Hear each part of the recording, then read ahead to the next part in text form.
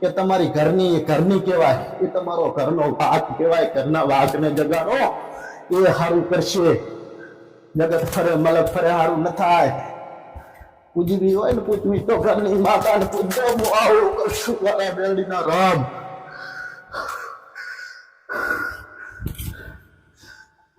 એ જ શીખાલી છે. લોકોએ શીખને ઘણાને સમજને શીખશે એવી કે ઘરની માસી સારું ન થાય. ઘણાને શીખવું છે, સમજ લે. એના માટે સમજ લઈ અને હું આ ગેલા વર્ષની મેળી તો એવું કહું છું, જાતે કોઈ એવું નથી કહેતી કે મોટા બોલી થતી નહીં, પણ જરૂર એવું કહું છું કે ગમે એવું દુઃખ હોય ને, ગમે એવું દુઃખ ભલે ના મળતું હોય, હિંમત ના હારવી, પણ તમારા કુળના દીવાનો પગ ચાલીને એની આંગળી પકડીને હટજો.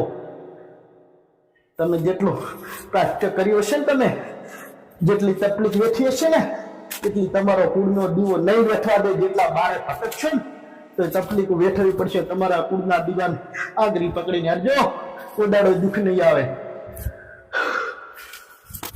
એવી શીખવોને સલાહ આલી છે.